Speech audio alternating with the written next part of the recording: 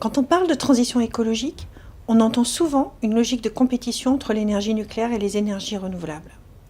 Nous allons voir que c'est d'abord en termes de complémentarité qu'il faut considérer l'avenir de ces sources d'énergie, à la fois pour des raisons stratégiques et climatiques, mais aussi pour des raisons techniques liées à l'équilibre du système électrique.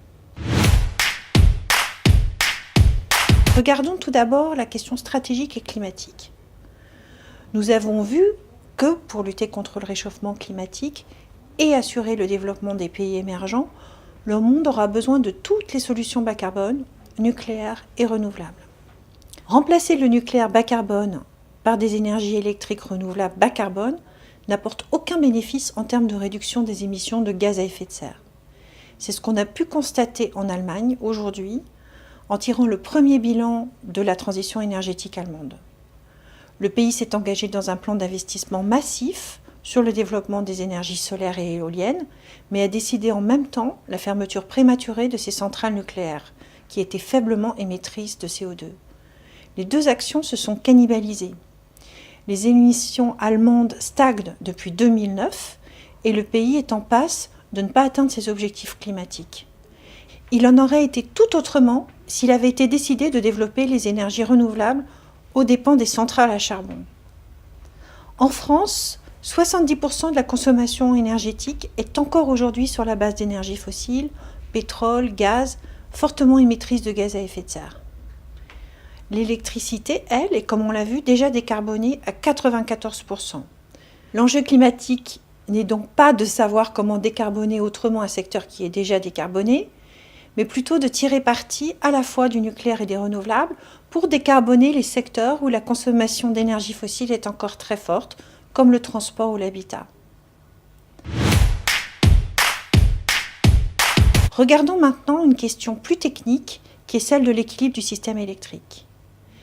La consommation d'électricité varie en permanence, non seulement en fonction des saisons, mais aussi en fonction de l'heure de la journée. En l'absence d'une solution de stockage à grande échelle, le système électrique doit à tout instant permettre d'équilibrer de manière dynamique l'offre et la demande d'électricité, afin de garantir la sécurité d'approvisionnement des territoires. Avec le développement des interconnexions avec nos voisins, l'équilibre électrique doit maintenant s'appréhender de plus en plus à l'échelle européenne. L'énergie nucléaire et les énergies renouvelables sont complémentaires sur le réseau électrique. Le parc nucléaire, comme l'hydroélectricité, le charbon et le gaz, offre une très grande disponibilité. En dehors des arrêts annuels programmés pour maintenance, il fonctionne 24 heures sur 24, 7 jours sur 7. Il constitue un socle qui permet le développement des énergies solaires et éoliennes, dont la production est dépendante de la disponibilité de la ressource, soleil-vent.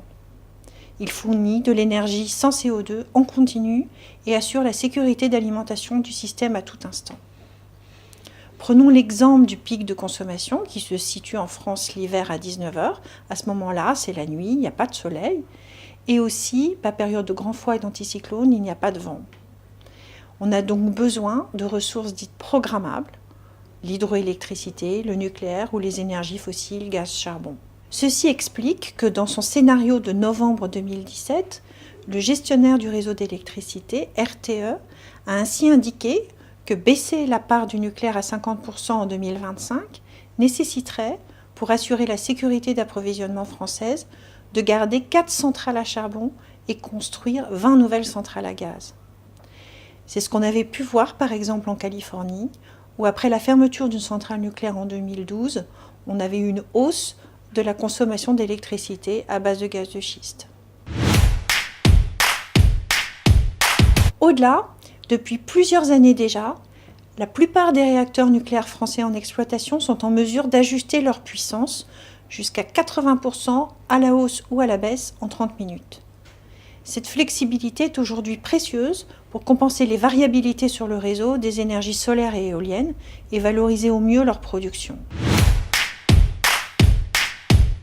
En conclusion, nucléaire, hydroélectricité, solaire, éolien sont toutes des énergies bas carbone. Chacune joue un rôle, en complémentarité des autres, dans un système énergétique futur décarboné.